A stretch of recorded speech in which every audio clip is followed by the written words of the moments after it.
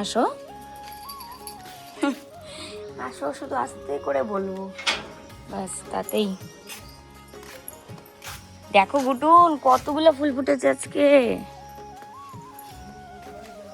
দুটো জবা ফুটেছে, কালকে একটা ফুটবে, এটা এই কুড়িটা কালকে ফুটবে। দুটো জবা ফুটেছে, কি ভালো লাগে নিজের গাছে এরকম। একটা কথা বলি, এই জবা ফুল গাছটা যখন ঠিক এই কোনায় ছিল, তখন এই বারান্দাটা ছিল না আর কি, এই কোনায় ছিল এই জবা ফুল গাছটা, ফুল পুরো ঝাঁকিয়ে থাকতো, মানে গাছের পাতা দেখা যেত না, এত ফুল ফুটতো। তো যাই হোক, এবার তুলে নিয়ে আসার পর যখন এই বারান্দাটা হয়, তখন তো গাছ আমাকে এখান থেকে তুলে নিয়ে এসে এখানে লাগাতে হয়েছে। একটা মানে একটা খেয়েছে ও, কি বলে যেন একটা হয়, তো ওই জন্য গাছটা গ্রোথটা পরে কমে গেছে, মানে ফুল ফুটা কমে গেছে। এখন আবার যেহেতু ফুল ফুটছে, আস্তে আস্তে হয়তো ঠিক হয়ে যাবে। আর এগুলো তো বিকেল দিকে ফুটে, সকাল দিকে যেরকম হয়ে থাকে। আর একটা জিনিস তোমাদের দেখাই, এই দেখো হাসনা হেনা, রাত হলেই মিষ্টি একটা গন্ধ বের হয় এই ফুলগুলো ফুটে।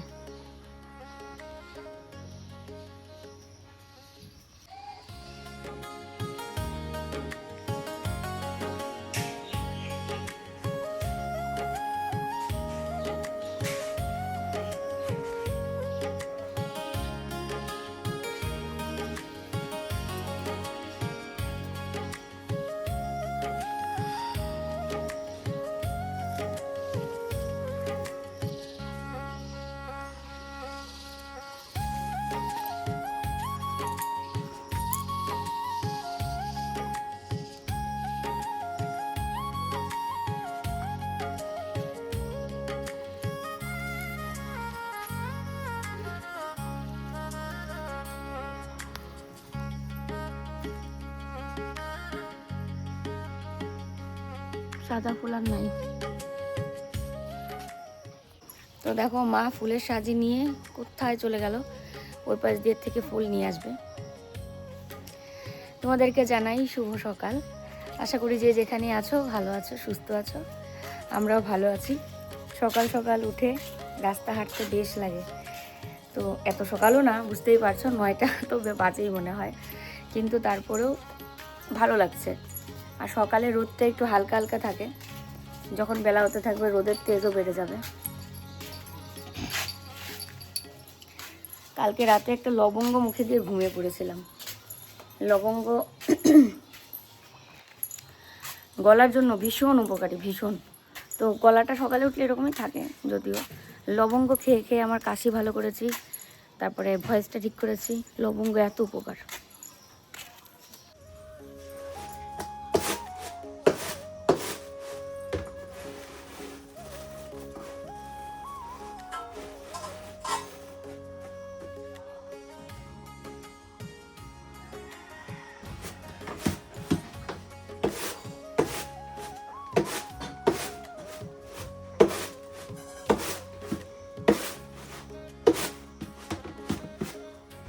কে বুঝলে, আমি কিন্তু কোলো দিয়ে ঝাড়তে পারি না, তাও চেষ্টা করলাম। জীবনের এই একটা জিনিস আমার দ্বারা মনে হয় কোনো দিনও হবে না, এত চেষ্টা করার পরেও আমি বৃথা। তারপরেও এই ঠেকা কাজ চালানোর মতো আর কি, মানে অনেকগুলো ধানের ছিল চোচা, সেগুলো পড়ে গেছে। আর এই যে খাবার মাখিয়ে নিয়ে আসলাম, দই চিরা মুড়ি, ওকেও দিয়ে দিলাম, আমিও নিলাম, মার জন্যও রেখেছি।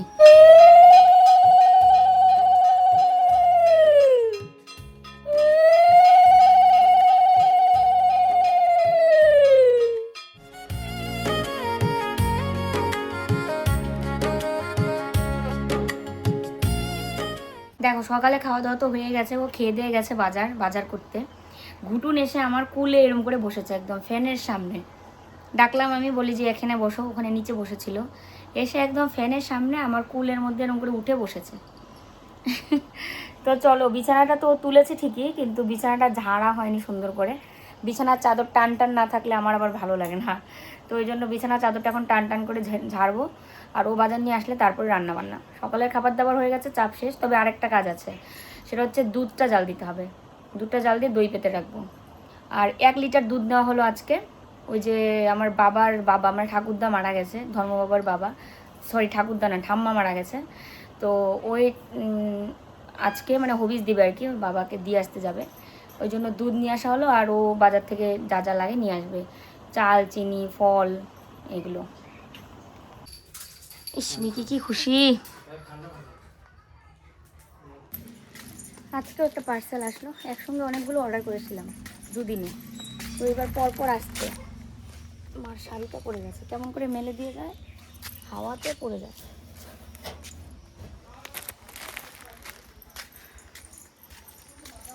পার্সেলটা নিয়ে গিয়ে খুলে দেখি কী এসছে, আর রান্নাও করতে লাগবে। কুমড়োর ডাঁটা আছে, এই পিসি দিয়েছিল, তো কুমড়োর ডাঁটা দিয়ে আলু দিয়ে মাছের ঝোল করবো আজকে ভাবছি, তার সাথে মুসুর ডাল তো থাকবেই। কি রোদ বাড়িটার মধ্যে, দেখি। আমি জানতাম আমার ঘুটুনটা যে এখানে বসে আমার জন্য ওয়েট করবে। দেখো তো, এটাকেই বলে হচ্ছে ভালোবাসা, মা সন্তানের ভালোবাসা না সন্তু?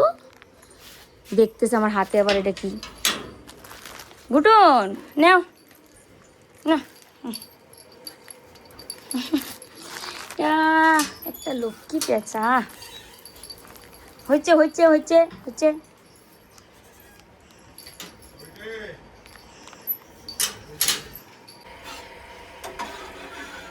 তো দেখো এদিকে দুধটা হচ্ছে জাল দিচ্ছি, আর ও মাছ নিয়ে এসছে, এখন গেল বাজার, ওগুলো রেখে এসে তারপর ভবিষ্যতের জন্য ওই জিনিসপত্রগুলো আনতে গেল, কারণ মাছের সাথে একসাথে তো আর আনবে না। আর এই যে এই পাশে হচ্ছে দেখো কুমড়ো শাক, কুমড়ো ডাঁটা, তো এগুলো দিয়ে আজকে করবো হচ্ছে মাছের ঝোল। তো এই জন্য এগুলো আগে প্রথমে একটু সেদ্ধ করে নেব, সেদ্ধ করে আলু আর এটা একটু সেদ্ধ করে নেব, তারপরে মাছ দিয়ে বানাবো। মাছ দিয়ে কুমড়োর ডাঁটা হোক বা লাউয়ের ডাঁটা হোক, সেগুলো দিয়ে মাছের ঝোল যারা করে খেয়েছি তাদের বাড়িতে, ভীষণ ভালো হয় খেতে, তাই ভাবলাম আমিও করি। আর যে পিসি দিয়েছে সেই পিসি বললো এভাবে করতে।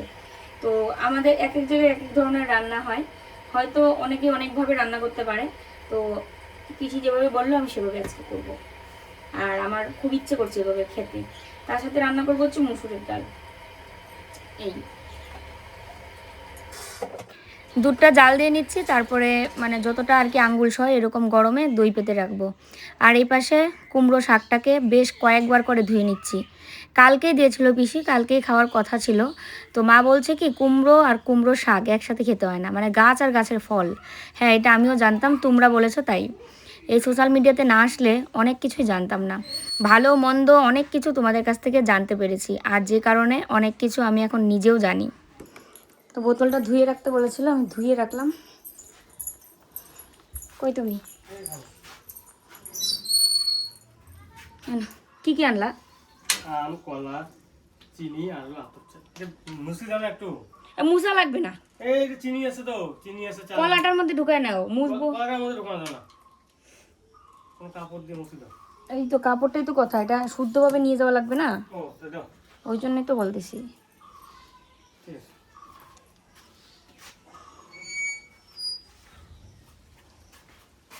মিকি টের পায় নাই তুমি যাচ্ছ। একটু বেলা করে গেলেই আর ছোটো মাছ পাওয়া যায় না, ছোটো মাছ তো আমার ভীষণ প্রিয়, তো ছোটো মাছ পাওয়া যায়নি, তারপরে এই বড় মাছই নিয়ে আসলো। অবশ্যই এটা রুই মাছ, আর মাছগুলো বেশ কয়েকটা পিস আছে, আজকে এবং কালকে দুদিনই হয়ে যাবে। আজকে তো ওই যে কুমড়ো শাক, ডাঁটা, আলু দিয়ে মাছের ঝোল করব, আলু সিদ্ধ করে রেখেছি, আর আলু সিদ্ধ করে এটা মানে করতে হবে। এবার শুধু আলুর খোসাগুলো ছাড়াতে হবে, আর সবগুলোই মাছ ভাজতে হচ্ছে, মানে ফ্রিজ ছাড়া আর এক মুহূর্তও চলছে না। এমন একটা সময় আমরা মানে ফ্ল্যাটটা ছেড়েছি, যে সময়টায় আমরা ফ্রিজটা যে তড়িঘড়ি করে নিয়ে আসব সেটা হচ্ছে না। এক তো হচ্ছে এখানে ভীষণ গরম, আর এই গরমে কোনো কিছু আর মানে এমনি থাকছে না, নষ্ট হয়ে যাচ্ছে। তো ওই যে দেখো দইটা পেতে রেখেছি, আর কালকে সকাল হতেই তারপরে খুব ভালো হয়।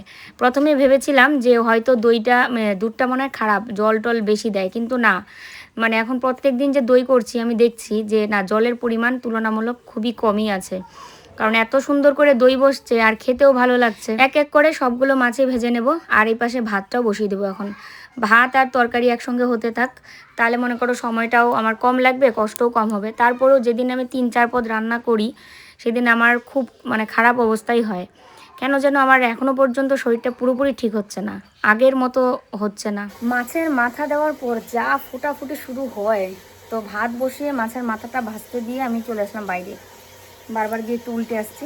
ফ্রিজ নেই না, ভালো করে ভেজে না রাখলে আবার গরমের দিন নষ্ট হয়ে যাবে। ভালো করে ভেজে না রাখলে। আর এই যে দেখো আচারটাকে এখানে রোদে দিয়েছি। টেবিলে থাকলে তো রোদটা ওই শেষ বিকালে এখানে এসে লাগে, সেই কারণে এখানে এখনই দিয়েছি, কারণ যে বেশ রোদ লাগছে। আর ঢেকেও দিয়েছি নোংরা টোংরা যেন না পড়ে, এই আর কি। তো এই যে দেখো আলুর খোসাগুলো ছাড়িয়ে নিলাম। আর আলু সিদ্ধ করেই নাকি এটা করতে হয় আর কি, তোমাদের বারবার একই কথাই বলছি। যাই হোক, ফোড়নে দেবো হচ্ছে কি বলো তো, শুকনো লঙ্কা, গোটা জিরে। আর জিরাটা মানে বেটে দিলে খুব ভালো হতো, কিন্তু আমি পাটাশিল কতদিন ধরে ব্যবহার করি না বলো তো, যবের থেকে আইভিএফ ট্রিটমেন্ট শুরু হয়েছে তবের থেকে।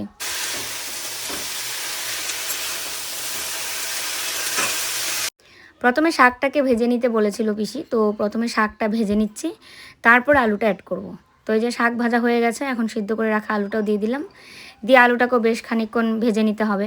পরিমাণ মতো লবণ তো দিয়েইছি। আমার এই যে শাক দিয়ে মাছের ঝোল দারুণ লাগে খেতে, মানে একটা আনকমন রেসিপি, আর খেতে দুর্দান্ত লাগে, উপকারও রয়েছে নিশ্চয়ই।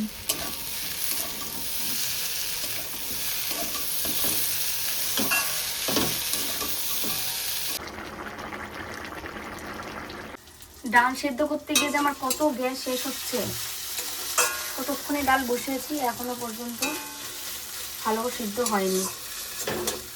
তো কলকাতা থেকে যখন ওই যে ইন্ডাকশানটা নিয়ে আসবো তখন তার একটা চিন্তা মুক্ত হবে, আর আবার গ্যাস শেষ হলে এর আগের মতো পরিস্থিতি হবে, কী যে হবে।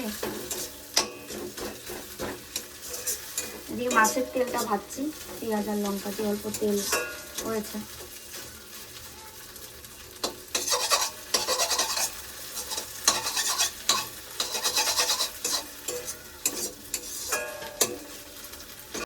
চলো এগুলো রোদে দিয়ে আসি। একটু রোদে টোদে না দিলে না, এখন বর্ষার দিন, বৃষ্টিতে কেমন ঘরের মধ্যে জিনিসপত্র ছাতা পড়ে যাচ্ছে। আচ্ছাটাতে বেশ অনেকক্ষণ রোদ লাগলো।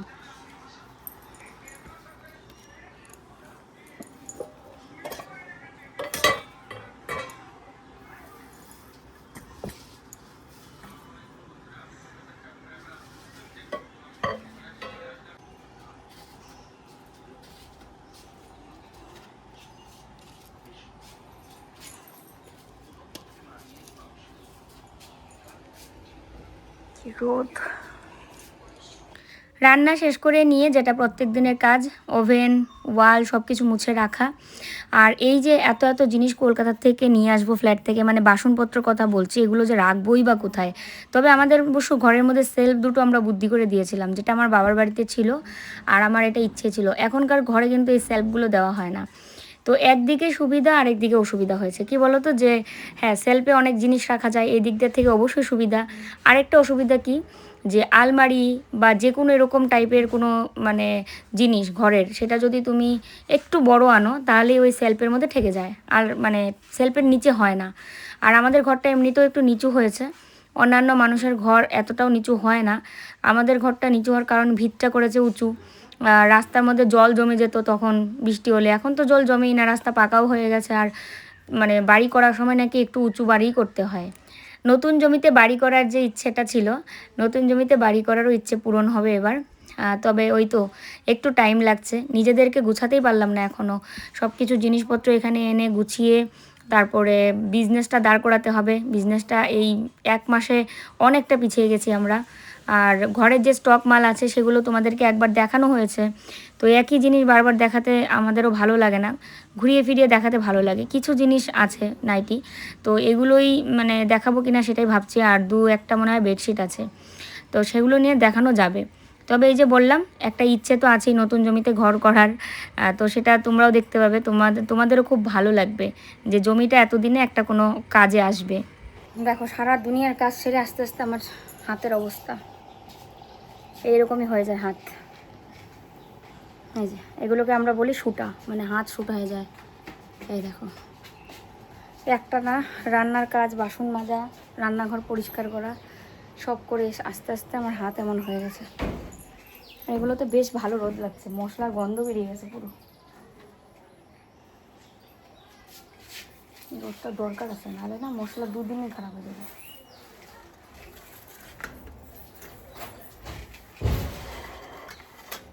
একটা কাজের কথা বলেছি, যে এই যে কাপড়গুলো, এগুলো একটু রাখতে আলমারিতে। এবার সব সব কাপড় চোপড় রাখছে আলমারির মধ্যে।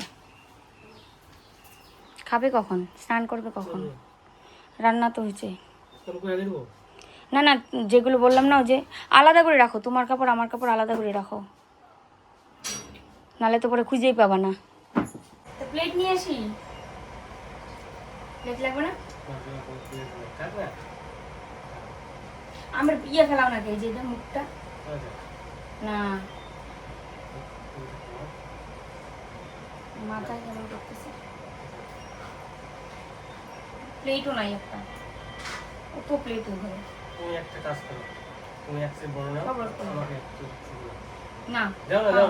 আরে টেস্টটা বুঝি ওটা কেমন লাগতেছে।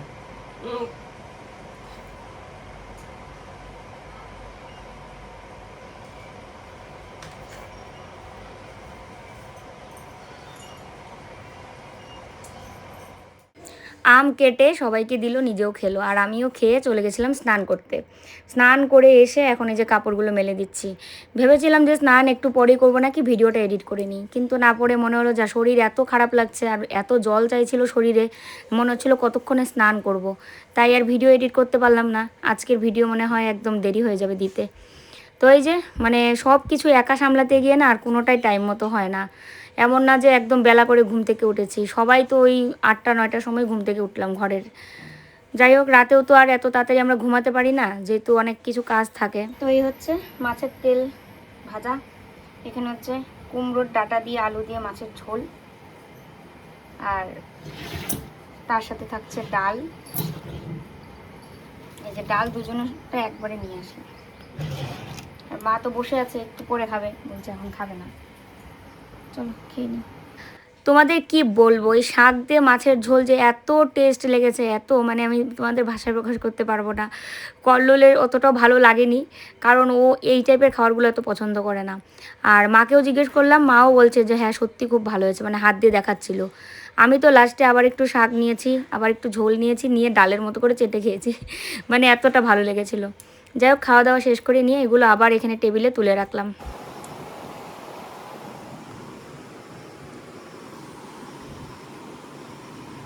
গরম লাগে তোমার? তোর খুব গরম লাগতেছিল? ফ্যানের সামনে এরম করে এসে শুয়ে হাওয়া খায়। আমার সোনা কুট্টু, সোনা কুট্টু। বিকেল থেকে এত মাথা ব্যথা, এত মাথা ব্যথা, মানে যেদিন করে খুব কাজের চাপ আমার হয়ে যায় আর হচ্ছে ধরো খুব গরম লাগলো, সেদিনই আমার এই মাইগ্রেনের ব্যথাটা উঠে। দেখো অমৃতাঞ্জন এখনও ওই যে বিছানায়, সবুজ রঙের কৌটাটা, এই যে এটা নিয়েই শুয়েছিলাম, পরপর দিয়েছি কপালে টপালে সব জায়গায়, চোখের উপরে। এতক্ষণে গিয়ে ব্যথাটা কমেছে। হাই রে কি গরম পড়েছে আজকে, ভেবেছিলাম যে হয়তো বৃষ্টি আসবে, কিন্তু বৃষ্টির কোনো বালাইও নেই। আর মিকিটা এসে এখানে ফ্যানের সামনে লম্বা হয়ে শুয়েছে। গরম এক ফোঁটা কমছে না। আমাদের এদিকে জানালা খোলা, ওইদিকে পা তুলে রেখেছে, কেউ কিছু মনে করো না। আমাদের ঘরের দরজা খোলা, মার ঘরের দরজা খোলা, আর দুটো জানালা বন্ধ, কারণ ভয় লাগে বাইরে থেকে আবার পোকামাকড় যদি ঘরে ঢুকে আসে, মানে অন্য কিছুর কথা বলছি, ওই জন্য জানালা বন্ধ করে রেখেছি। যে যে জানালাটা খোলা এটা বারান্দার জানালা, তো এটা কিছু সমস্যা নেই। তো মাথার ব্যথায় আমি অস্থির হয়ে যাচ্ছি একেবারে। এতক্ষণ ফ্যানের সামনেই শুয়েছিলাম, এখন গিয়ে ব্যথাটা কমেছে, তাই ভাবলাম একটু তোমাদের সাথে কথা বলি, কারণ সেই কতক্ষণে তোমাদের সাথে কথা বলেছি, লাস্ট কখন ভিডিও করেছি আমি ভুলেই গেছি। যাই হোক, গরম সব দিক দিয়ে মনে হয় আজকে অনেক বেশি। বৃষ্টি না হওয়া পর্যন্ত এই গরম কমবে না। দেখো আকাশ খারাপ করছে, মানে বৃষ্টি আসবে, দেখবে বিদ্যুৎ চমকাবে। বিদ্যুৎ চমকালো তো ক্যামেরা অন করলাম, বিদ্যুৎ চমকানো এই যে দেখলে, যে গরম। আমরা বাইরে হাঁটাহাঁটি করছিলাম, আর এই গরমের চোটে শুধু ঠাকুরকে বলছিলাম একটু বৃষ্টি হোক। তো মনে হয় এখন এই দেখো কি কেমন বৃষ্টি, না এখন না হলেও রাতে তো হবেই, শেষ রাতে হয়তো হবে। ঘরের ভিতর তো প্রচণ্ড পরিমাণে গরম, বাইরে এই জায়গাটার মধ্যে বেশ ঠান্ডা, আর হাওয়া দিচ্ছে, চতুর্দিকে হাওয়া আসছে। মানে ঘরে মনে হচ্ছে যেন আমি ওয়েস্ট বেঙ্গলের বাইরে, মানে যেমন চেন্নাই দিল্লির গরম হয় সেরকম। কিন্তু বাইরে বেরোলে মনে হচ্ছে না আমি কোচবিহারেতেই আছি, কারণ বাইরে বেরোলে অনেকটা হাওয়া দিচ্ছে, চতুর্দিকে হাওয়া, আর এতটাও মানে অস্বস্তি লাগছে না। ঘরের ভিতরে ফ্যানের হাওয়াটা পর্যন্ত গরম। হ্যাঁ, মানে ব্রাশ একটা কিন্তু ছিল ঘরে, বুঝলা? ওই ব্রাশটা কালকে খুঁজে জায়গাটা পরিষ্কার করবো, শ্যাওলাটা। শ্যাওলাটা রাস্তায়ও প্রচুর শ্যাওলা পড়েছে। এই যে নতুন রাস্তা হয়েছে আমাদের এই বাড়ির সামনে, এটাতেও না অনেক শ্যাওলা পড়েছে। তো এটা পরিষ্কার না করলে কেমন দেখতেও কেমন লাগে, মানে রাস্তা তো না, ওই যে আমাদের জায়গাটা রাস্তা, ওই অতটা রাস্তা শ্যাওলা পরিষ্কার করার মতো এনার্জি আমার নেই। আমার নিজের বারান্দাটাই আমি করতে পারছি না। একটা একটা করে করো, বারান্দা করবা। হ্যাঁ দেখো, ঘুটুন ঘুটুন, এটা একটু ছাড়ো না, একটু হাঁটুক, একটু হাঁটুক ওই জায়গাটা, একটু হাঁটুক, এরও তো গরম লাগে না।